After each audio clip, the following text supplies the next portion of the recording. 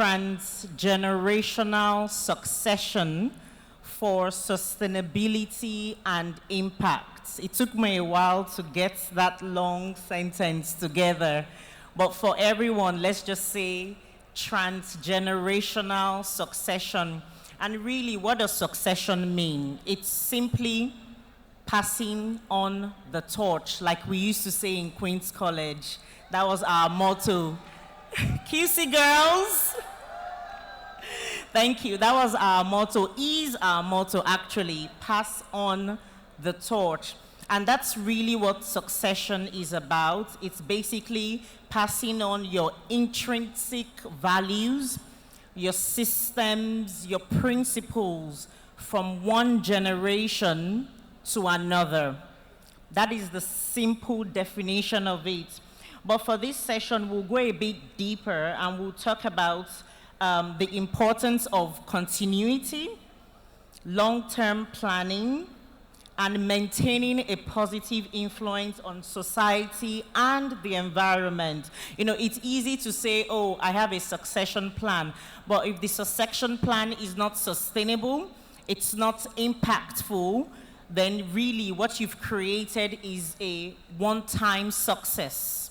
You need to be able to pass on what you have learned, knowledge transfer, and you know, it needs to be properly documented and in a proper process. And so my panelists today are my wonderful women who, by the way, I know both personally and professionally. And allow me to welcome on stage Mrs. Folake Ogundikbe. Mrs. Ogundikbe is the National Finance Director and Executive Director at Unilever. Please welcome Mrs. Ogundikbe. Thank you. Please have your seats majestically. My second panelist this evening is Mrs. Esiri Agbe, and she's a partner at PwC Africa, particularly focusing on family business. Please welcome Mrs. Agbe for me. Thank you. I love your dress. And then my third panelist this evening is Mrs. Folake Bakare. Mrs. Folake Bakare. Please. Mrs. Folake Bakare is the COO and Executive Director of the very famous Mrs. Toyin Bakare, please forgive me. I have over-researched. Of SAS Textiles. Thank you, Wimbies, for that correction. Apologies, ma'am. Are you all comfortable? Yes, fantastic. Okay, let me start with Mrs. Toyin Bakare. I'm starting with you because, I mean, who doesn't know SAS Textiles, right?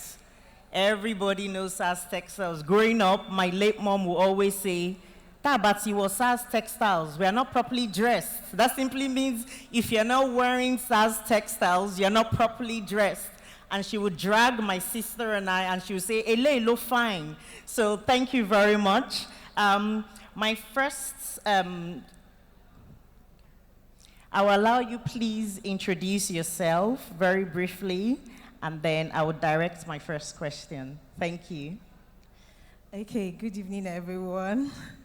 I'm so happy to be here this evening, and a very big thank you to Wimbies, the planning committee, the entire director. I'm really, really honored. I've always dreamt of this, and I'm glad I'm sitting here to tell our story. So my name is Oluwatoyin Inumidu Bakare. I'm that young lady at the age of 13. I was born on the shop floor in our family house, and it was just called Yara Itaja. And from Yara Itaja, it has become SAS. And at the age of 16, I was helping my mom on the shop floor. I was following out to the markets. I even used to go to the bank, First Bank, to, deposit money for her every day. And at the age of 18, my mother had passed on. And so I took over with my siblings at that young age, and this was in the year 1995. I'm a chartered accountant. I'm very passionate about what I do. I'm a people person, and I just thank God for the grace to be here. And I love transgenerational succession for sustainability and impact, and simply just that culture that was handed over to us. So that's my story in a nutshell. Thank you very, very much. So as a Yoruba girl and as a Nigerian, I think one of our great succession that we've been able to sustain is respect. So allow me to please seek permission if I can call you all by your first names. Oh, yes. Thank you very much. Okay, Esiri, please briefly introduce yourself. Thank you. Okay, so I'm Esiri Agbe. I'm a partner with PricewaterhouseCoopers, and I lead the family business services and private wealth services across the continent, but based out of Nigeria. And what I do typically is help family businesses structure for continuity. We do that through a variety of disciplines. So I have a multidisciplinary team that we work with to make this happen, ranging from tax strategy, governance, succession planning, legal affairs as well, estate planning, and all that you can think of that's necessary to make them thrive. Fantastic. Thank you very much. And over to you, Folake. Please briefly introduce yourself. Thank you. Good evening, everyone. My name is Folake Ogundipe. I'm National Finance Director for Unilever Nigeria PLC. Just to briefly introduce Unilever, Unilever is a manufacturing company in the FMCG space, and it's a company that has been operating in Nigeria for the past 100 years. So I think this topic is really relevant. Leadership has transferred from one generation to another, and the business continue to thrive in the country, and we have presence in about 190 products, and our brand sells in over 240 countries. Thank you. Thank you very much, Folake. Okay, back to you, Toyin, and sorry to hear about your mom, but my question relates similar to that. In Nigeria generally, maybe it's not just Nigeria, but let's keep it at home. We rarely talk about death. We rarely talk about retirement. It's almost like nobody wants to move, nobody wants to retire. Once you mention death, the first reaction is, God forbid, it's not me. I reject it. And it's inevitable, right? And given what has happened with the passing of your mom, who was the matriarch of SAS Textiles, how did you jump the hurdle in taking on the reins of the business? Who did you have to engage? Were there patriarchs? Were there other matriarchs? Were there other family members that you needed to prove yourself to?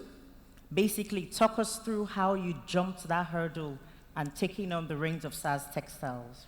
Okay, thank you very much. And that's a very, very sensitive question, but it's a question that is important and necessary.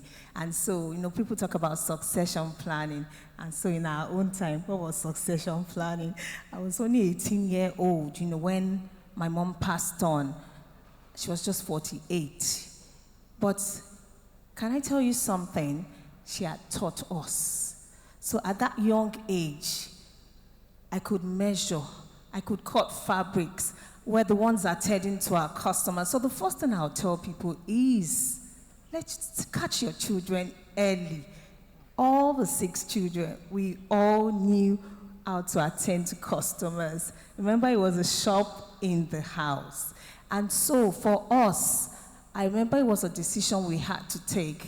And why did we have to take that decision? First of all, for we wanted to ensure that the legacy that she had built, we're continuing that legacy. She had built such a goodwill. She had such a reputable circle of clients. She was meeting needs. She was delivering value. She was creating beautiful memories.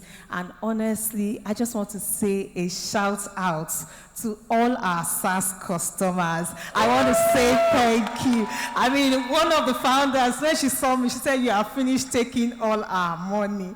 But you know, the interesting part there is that as a family, we came together and we knew we had to continue the business. We had the option to say, "Oh no, we're not doing it again." But no, we wanted to immortalize Mrs. Adedeji's legacy. So SAS actually means Shola Adedeji Stores. We named it in memory of my mom. And it was after she passed on that we registered the business. It was after she passed on we put in the structures. Because Mrs. Adedeji was just doing business from her heart. She taught us those values of excellent customer service. She taught us those values of hard work. She taught us the values of fairness to all. I mean, as a young girl, excellent customer service. Every customer that came into the house, I served them tea, I served them coffee.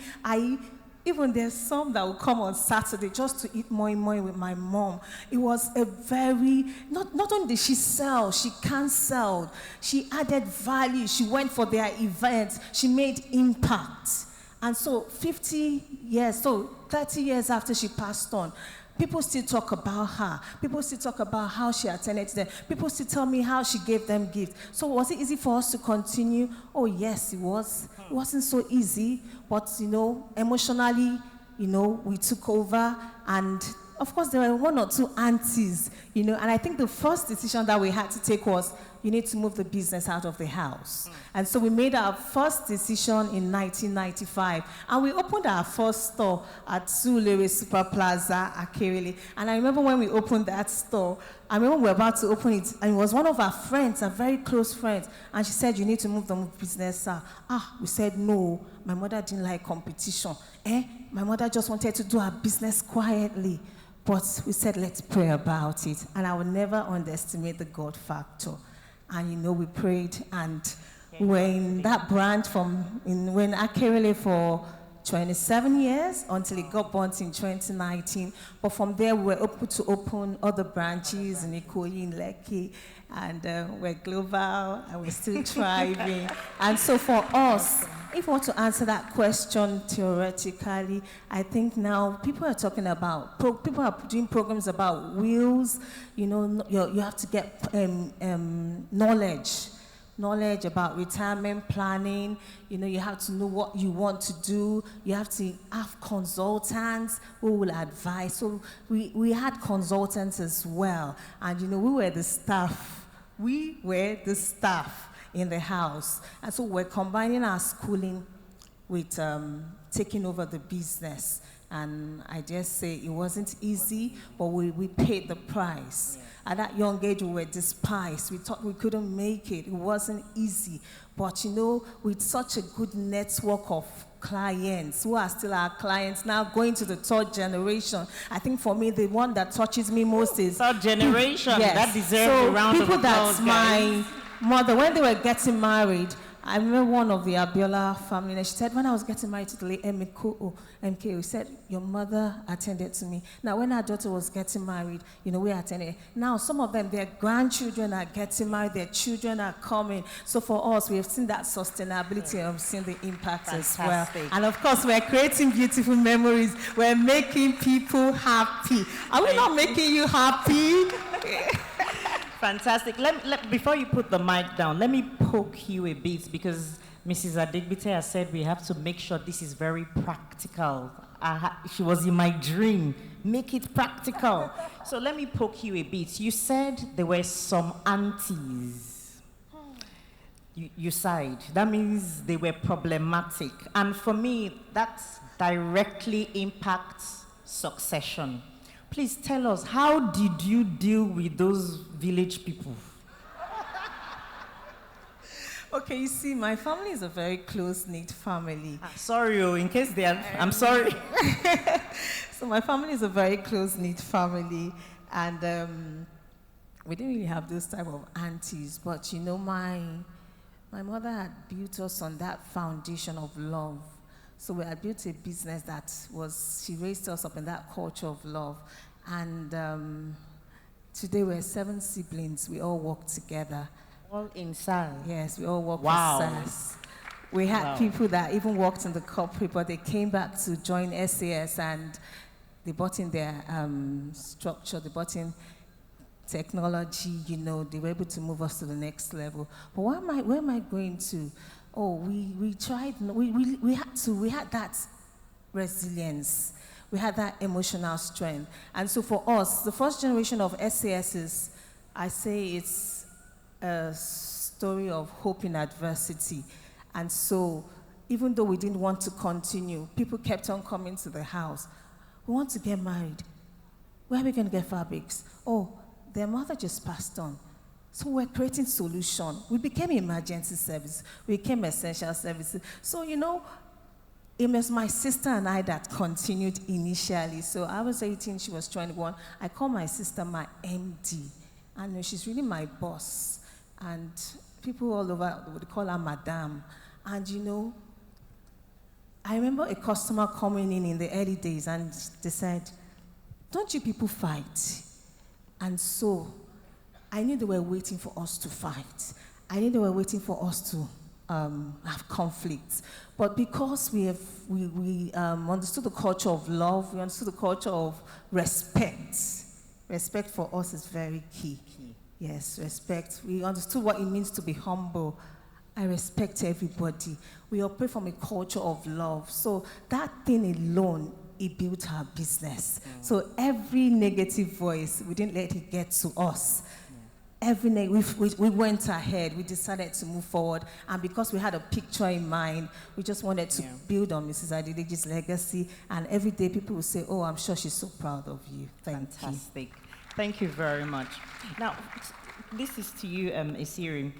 We've heard Tony talk about passion. It's very clear that they were very enthusiastic, they were passionate, they had been built directly or indirectly, whether they knew it or not, to take over the business. It was ingrained in them. They saw it happen day in, day out. And so it's almost innate that, come what may, we would help this business continue. They might not have decided to take on the reins at that point, but it was ingrained in them and they witnessed it.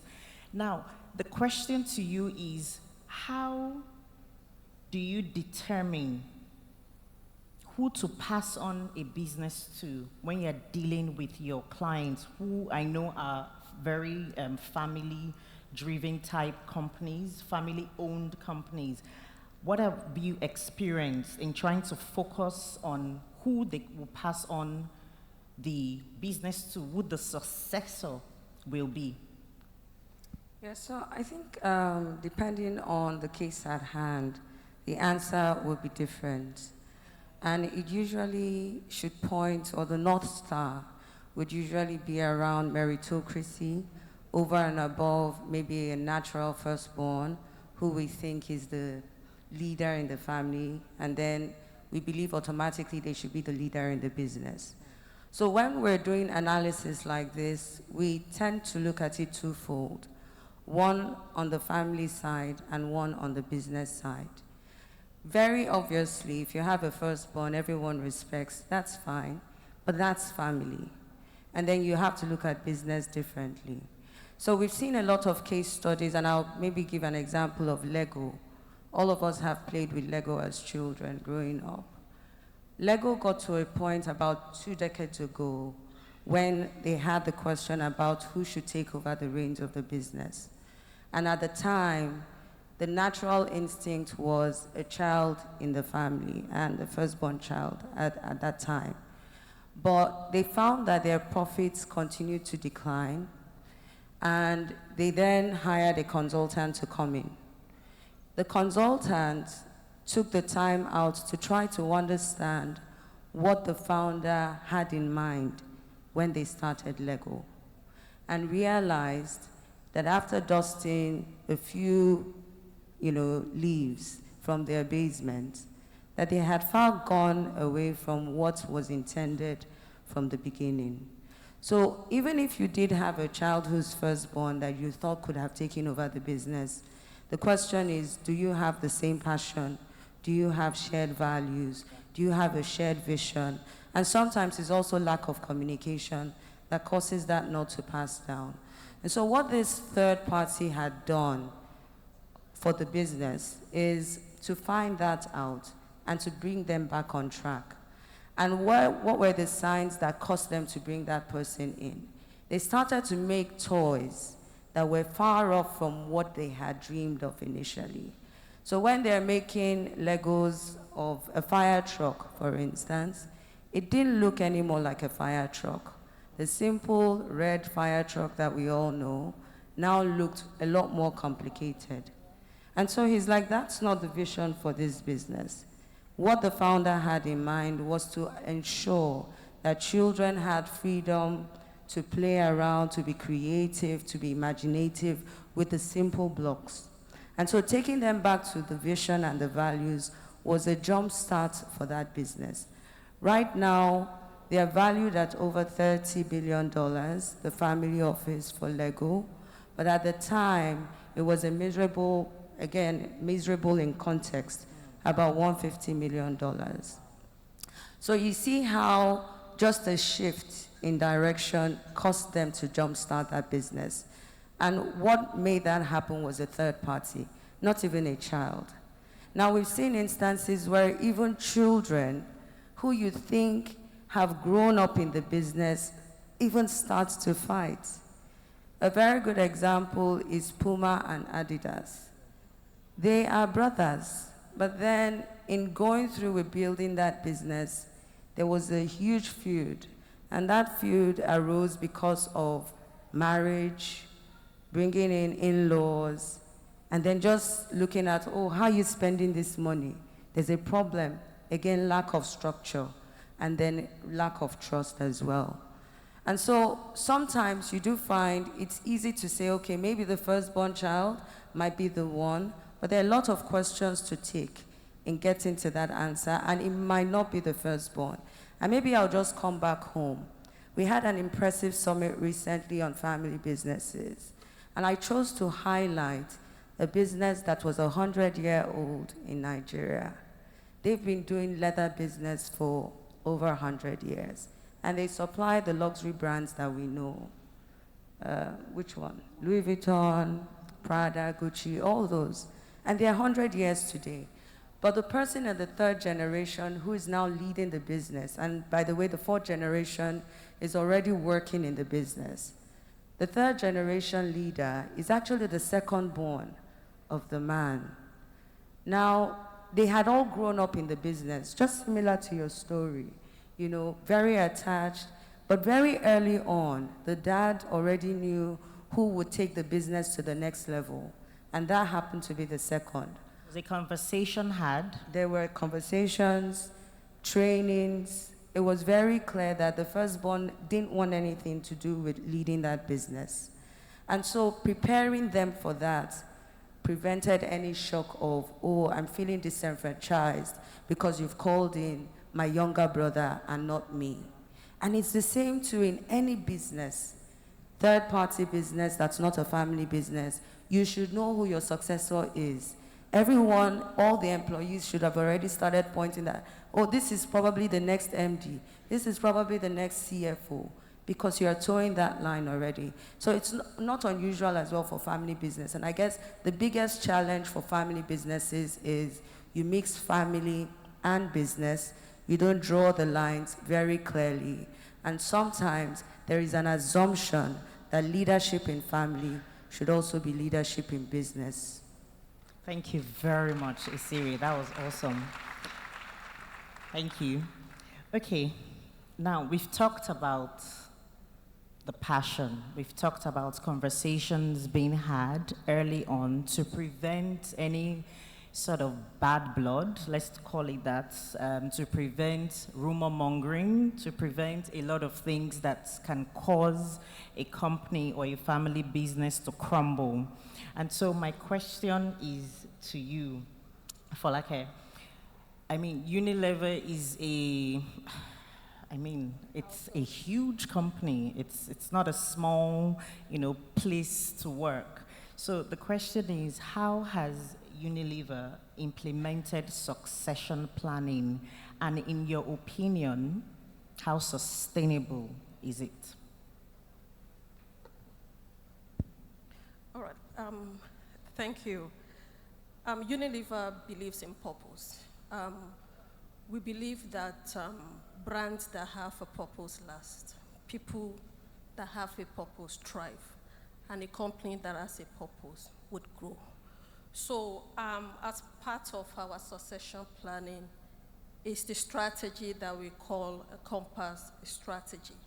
And it's a very detailed, Sorry, did you all catch that? I can't Okay. hear you. Write that down. Free consultation right there. So yeah, the Unilever strategy is compass, and it clearly plans where we play, how we win, and our commitment to growing sustainable business. So it's well documented, and it is socialized across the business. Now, coming to how we identify successors and how we build pipeline of talent and how we pass down knowledge, values, behaviors that support those values from one generation to another.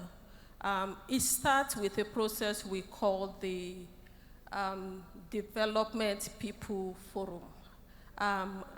We have that twice a year across function and across the business. It's a very important exercise that holds twice a year in Unilever, and that's where we use the 80-20 rule to identify 20% of valuable roles that contribute to 80% of our business.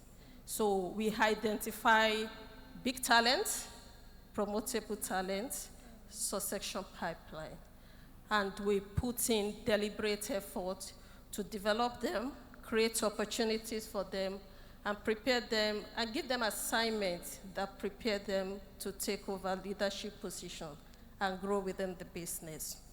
Now, succession planning is not about the leaders alone. It's also about business continuity and adaptability and how you operate in a sustainable environment. So we have different programs that ensure that we have a pipeline of employees for the business. In this age of Japa, it's really been tough. And so what we do, we have a program that we call Unilever Future Leadership Program, and it is the route through which we bring young, talented future leaders into Unilever, and they go through a structured program. And then they have 24 months opportunity to rotate within the business on different assignments. And these are our pipeline of future leaders. Recently, we have a partnership with UNICEF. We call it FUCAP, where we create ambassadors in higher institutions of learning in Nigeria. And we take them through a program to learn about Unilever and development opportunities. And they have opportunity to intern with Unilever. And so this creates another layer or another talent pipeline of young leaders for Unilever. What we do through this process is to ensure that leadership responsibility can transfer from the old to the young, and that at every particular point in time, we have that pipeline ready to take over from existing leaders. Now, in terms of how we segregate the talent, we will usually put them into 3 buckets. People who are ready now or the next 9 months to move into a role, bigger role. So they are ready, they've had the experience, they've been developed. Then we identify people who will be ready in the next 12 to 24 months. And so we accelerate their readiness through different developmental opportunities. They could get involved in Agile, leading Agile group, different project groups, virtual assignments, short-term assignments, different expatriation opportunities, virtual assignments, development program to get them ready in the next 24 months. And then we have those who will be ready after 24 months, and then we invest in developing them. We're also passionate about building sustainable business. So our commitment is to improve the health of the planet, and we have a lot of programs that attend to that. It's not just lip service, there are these are implemented. We improve the well-being and health of our society, and we also do a lot of initiative to promote a fair and inclusive society. And this is what we pass on from one generation to another. We have a code of honor that every employee is part of development. So in your own team, in your own department, you are able to document it, pass it on to the next generation. And this is the whole process we go through to ensure succession planning. Thank you. Thank you. Let me practicalize it a bit, given the fact that I also work in a corporate that, we have implemented succession planning. So let me practicalize it and personalize it. How do you deal with people who have assumed they will be successors, and then in the engagement, in the conversations, they are not successors? I mean, it can be painful, especially if the person genuinely is a talent, however, is not in the succession pipeline. How, as a business, as a company, and as a leader, how do you deal with such, let me call it a bit of negative fallback on the individual side, not on the business side? My point of view is that as an organization, you should be transparent in how you manage people and develop them. In Unilever, you're given an opportunity to chart your own adventure, create flexible goals, work through it with your manager, and document it in your talent count. So every quarter, you develop a flexible goal, and you have a feedback session. If there are opportunities that you're well suited for, then you would know through your level of preparedness and the feedback and the development opportunities. If you are not ready for an opportunity now, there will be an opportunity in the future. But the process is transparent, the process is fair. It also ensures that we do not create a sense of entitlement. Right? So it gives everybody equal opportunity. If a role becomes open, even leadership, management role, most times they are advertised internally first to give opportunity to candidates within the organization before going external. Fantastic, thank you. Let me come back to you, Toyin. Being a woman, a female leader, what challenges have you faced in running SAS Textiles, in framing succession planning? I hear you say you're in the 3rd generation, which is fantastic. So what challenges have you faced, particularly how you have navigated through these challenges in building this fantastic SAS Textiles? Okay, challenges. First of all, we know that running a business in Nigeria takes a lot of grit, takes a lot of energy, takes a lot of resilience. So we faced a lot of challenges. But for us to overcome those challenges, we've had to invest in ourselves. We've had to go through a lot of personal development. We've had to seek out knowledge. I mean, we face the knowledge of infrastructure. I mean, I'll tell a little story here. I remember in the year 1994, precisely on the 3rd of December, my mom asked me a question. And the question was, it was a Saturday. And she said, our house was extremely busy. There were so many customers. And she said, where are all these customers coming from? Remember, this was a house. There was no signboard, no business card, no paper bag. And I said, well, Mom, it's a case of A telling B and B telling C. So that was one of the word of mouth referral. And it was the following day she passed on. And so we built up on that legacy. But the challenges of trying to grow that business, infrastructure, the most recent one was the NSAS. During NSAS, 2 of our stores were vandalized. And before the vandalization, I remember the year before, we had a fire at our head office, at our flagship store then. But did we give up? So those are part of the challenges. We face the challenges of Forex. Oh my God, we face the challenges of Forex. But one thing we've learned as an organization and as a family is I always tell people, you must never give up. You must keep forging ahead. You must learn to be resilient. And for every challenge, we always have a solution. And so when it's time for Forex problems like we're having right now, we have to harness the power of negotiation. We have to, of course, decrease profits, empathize, because part of our values are empathy as well. So we have to understand, it's not easy when prices are going up, and we know that women want to wear the best. They all want luxury. And so we're empathizing and we are smiling. As we are smiling, they are giving us the money, but we are empathizing. And so some of those challenges, I've had to invest in knowledge. I'm that one girl that, after we opened the first store, and I noticed that customers weren't coming after a while, and they said, oh, we don't do bridges. But I knew that it was time. So I remember going for personal development, I had to go to Faith Foundation.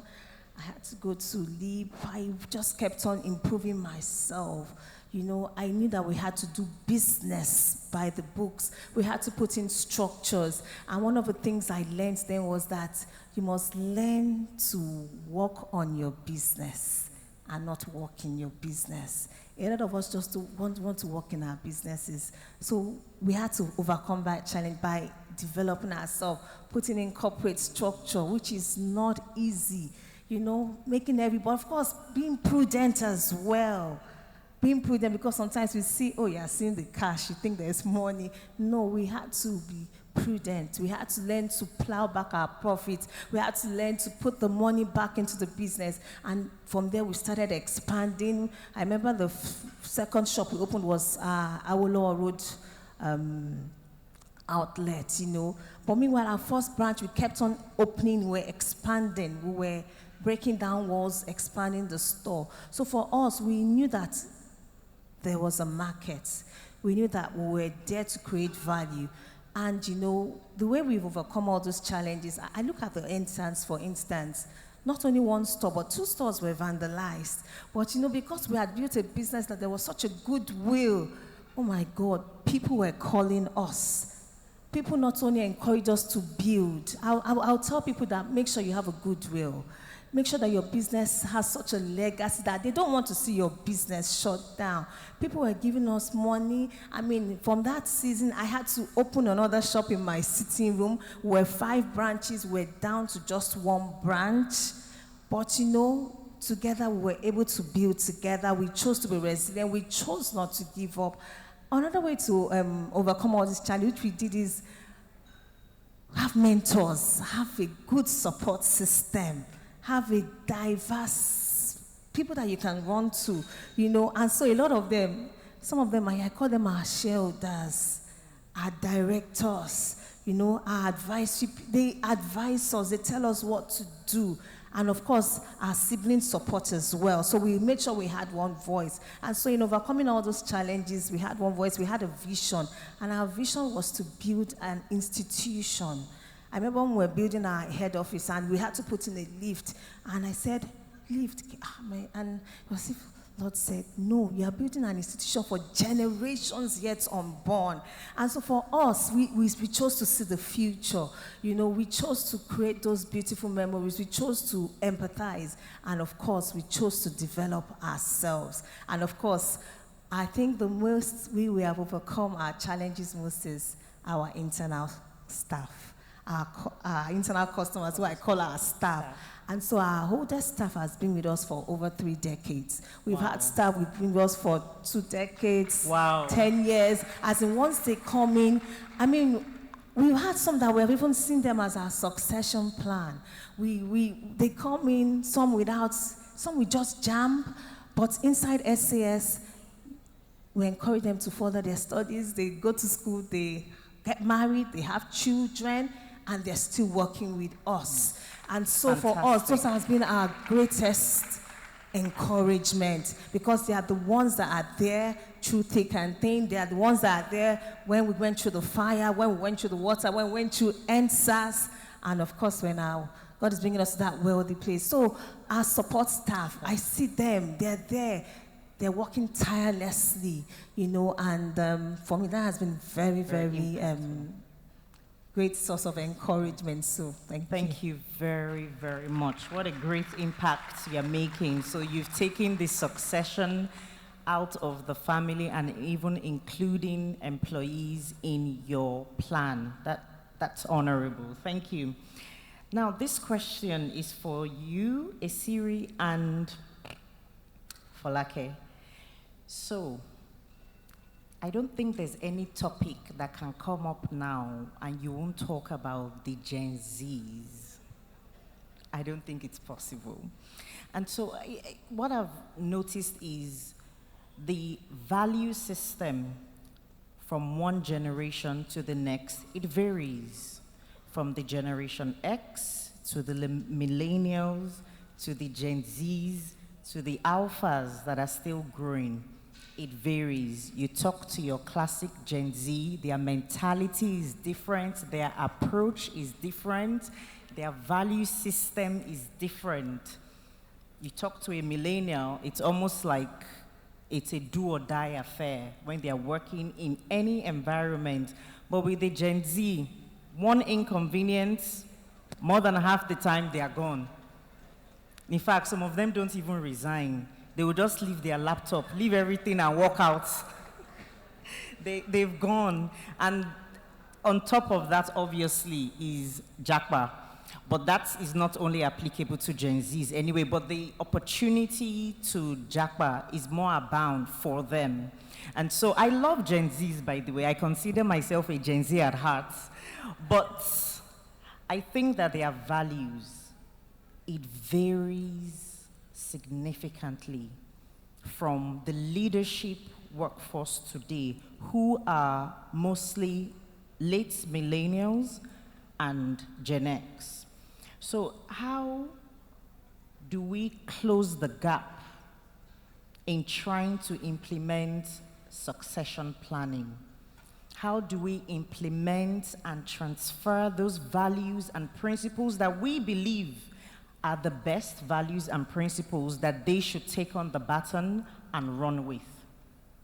Esiri, please. So I think just to situate it within the context of this succession planning for family businesses, one of the things, or one of the myths that you would usually hear is you go from riches to rags in 3 generations or sleeves to sleeves in 3 generations. And it's a myth that has now been debunked. It's also one of the reasons I talked about the business that is 100-year-old. And I love your business as well that has gotten to 3rd generation. The reason why that is when you look at succession planning, there are always 2 protagonists that need to be taken care of: the founder and the next generation. and both of them matter in equal measure. Now, if we think about the Gen Zs, most times there's always the notion that, they're entitled, they're too easy to take flight, they're not probably resilient, but somewhere in there, there is a gem that needs to be harnessed. And this is also where the story of continuity comes in. Whilst on the one hand, a founder has come with a vision and is entrepreneurial, most of the businesses we have now that are thriving in Nigeria are run by first founders who are entrepreneurial in mind. They don't give up, they're grinding, they are not your typical Gen Z. But the reality is that going to the next generation and ensuring continuity would require a different set of skills, which is where our Gen Zs come in.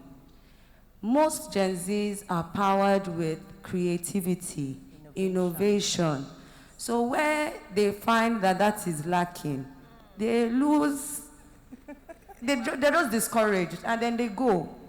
And unfortunately, there's a lot that's competing for that talent. So we're living in a global village now. No one wants to be here when there's so much magic happening out there, which is what has caused a lot of the Japa syndrome. Sometimes we're sitting in offices and companies come and say, oh, big companies, tech companies, we want to do business here. We want to employ talent here. We see talent here. So there's something that we're doing right, even with the Gen Zs, with the millennials and all that. And they're taking them away fast. Now, a family business will lose where they don't see that value. And one of the things that you then need to plan for is how do you bridge that gap, where on the one hand, I'm a different age, I'm thinking in this direction, I have supposedly a different set of values, and this person has another set of values. The truth is that the bridging gap is the values themselves. By the time you look at it, the way in which we display those values may differ, but the bedrock is still the same. And so when we pull them all into the room to have this type of conversations, you start to see that there is a unifying factor. We call that process perhaps a family council conversation. The result of that is something we call a family constitution, which is a governance instrument that you must have at the family level that mirrors what you have at the corporate level. So at the corporate level, you'll be saying things like your memorandum, articles of association, you have all sorts of charters and policy documents. You must replicate that at the family level. Otherwise, they lose interest. And when you have that open table conversation, and they start to see and understand the reason why you have done certain things, they admire you for it. And they key into that value that has driven that. And at the end of those exercises, we find that all of us actually have a value of integrity. We have the value of empathy. We have the value of being kind to people. So when we pick on kindness, the one person might say, oh, maybe your business is too archaic for me. I want to be doing digital, whatever. I want to create a new app. I want to be a founder or co-founder or something. But because there's a unifier called kindness to society, and knowing that we have to still retain the impact we're making on society, because if this business dies, then we are extinguishing the livelihoods of not only the 50 employees that we have, but the people that depend on them as well. So there is now something that encourages them to say, oh, I can actually add value to that business with the talent that I have. But if you've not had that discussion before now, the easy way out is, oh, there's Facebook somewhere, and then I japa. Whereas, if you look at the businesses that have grown over the years, and I'll go back to the leather business, when they started, it was all manual processes. They will beat the leather, the great-granddad will be beating the leather to something they call vegetable tan.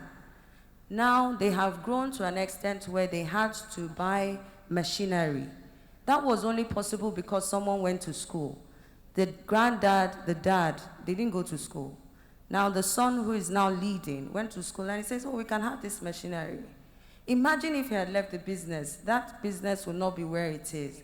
But guess what? The value now that he has contributed has taken them to all sorts of leather beyond the vegetable tan, including your patent leather, your suede, your crust, and the next generation is now thinking, how can we have trading hubs in different jurisdictions? So they were intentional about saying you have to go and mingle with those outside. School abroad, Imperial College, this college, that.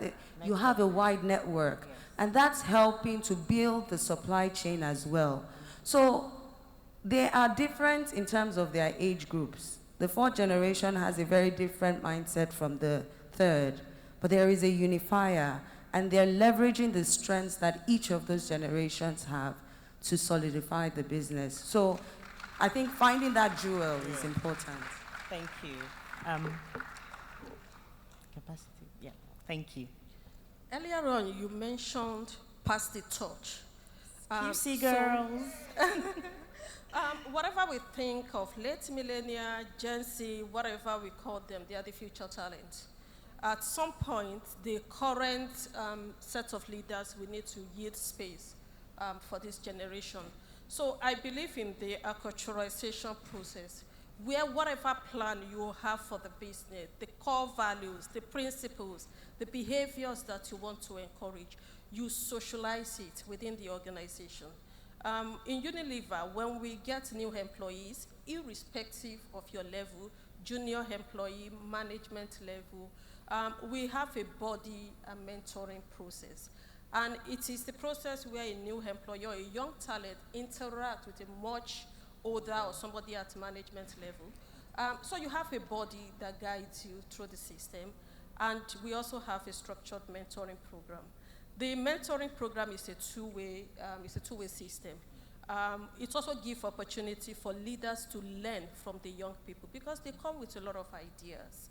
I believe that a winning business of tomorrow is a business that can anticipate and respond to the huge changes that is shaping the lives of people. So we cannot deny the obvious. Gen Z likes to work in a particular way. That is the way we are going to work in the future. If they want to take their laptop to the beach, then an organization needs to find a way of how we work from the beach. So our world is going to continue to change. I remember working for an organization where I said, oh, let's have a flexible working pattern. I'm an accountant.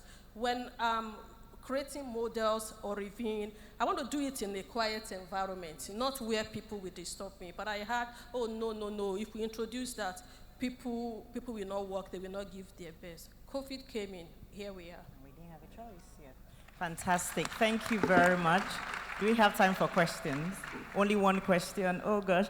There you have it. I think that it's been extremely informative, extremely educational, regardless of your sector, regardless of your background, whether you're running your own business or you're in a corporate, succession is fundamental. Please go ahead. Thank you. Can you turn on the microphone?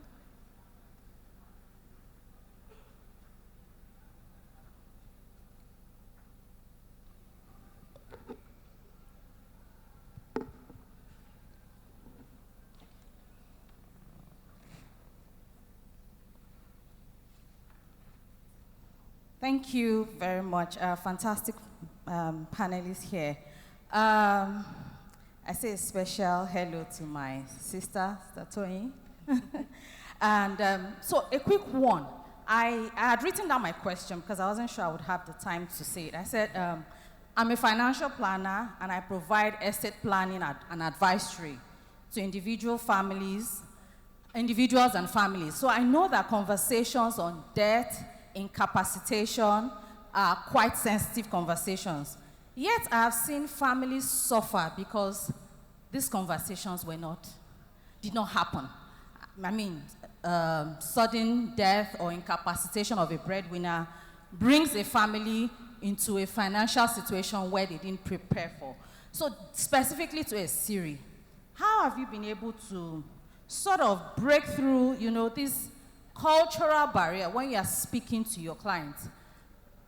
I've observed that women inadvertently take the back seat because you don't want to be an active advocate of your husband planning his estate, because you don't want to be misunderstood as positioning yourself because you want something to benefit if he leaves. Or you are also the first casualty. Your children are also casualties if these issues are not addressed. So I have encountered this a lot in my career. From your experience, how have you been able to, confront these situations and hold your clients to have these conversations so that some of these problems can be addressed, and then we can speak about death, we can speak about those things without, demystifying it. Thank you. Thank you. Go ahead. Yeah, thank you so much, Jamila. So I think when we first started this whole conversation, because I used to do it in the US, but I found that most times people weren't comfortable discussing with local advisors. They wanted to discuss with an external party to keep it confidential. So you had to win their trust to be able to even start that conversation. So trust is an important part of having the conversation. When we started, we were doing a lot of raising of awareness, and we found that mentioning the word death, just as you said, is something that frightens a lot of people. So it was, God forbid, I tell you not, that session we did, it was a seminar, and there was a bank even, partnering with us to do it. And immediately we mentioned death. Everybody in the room, it was like a chorus, God forbid, oh, Olorun. And these are people who are educated as well and know that it will come. So we have a very strong spiritual side to that conversation. And in trying to break that barrier, what we've tried to do is also change the words that we use. Be very careful about how you land it or serve it on the plate. So a very important conclusion is you want to get the person to understand that there is a legacy to be built. It's not just that you're going to die. There is an exit event that will cause you not to work the same way you worked in the past, because as you age, you can't do what you were doing before. And so the conversation now takes it away from just death to building a legacy, ensuring continuity, preserving your health, making sure that you have the stronger guys in the room to carry the torch for when an exit event, not necessarily death, happens. There's also a lot of storytelling. We tell those stories and we do a lot of research. So we bring stories from outside, the West, the East, to tell you how things have happened in other jurisdictions. It helps to calm the nerves. So when we tell the stories, for instance, in Nigeria, your typical issue is where you die without a will, you die intestate. Even when you die with a will, you have to go through the courts for something we call the administration of those assets. There is a levy that has to be paid called the probate levy, which sometimes is significant where your assets are illiquid. So you might end up giving a burden to your next generation that they cannot finance. So you find a lot of assets that are dead, not used, because they have not gone through the right probate or administrative process. And that's because there's no fund to do so. And so when you start to give these examples, you start to break those type of barriers, building from the foundation of trust, changing the language as well to ease, the way it lands or is served, and highlighting the benefit over and above the loss. So that helps to make it easier on the ear and helps them to be a bit more proactive, to say, I can be part of that solution.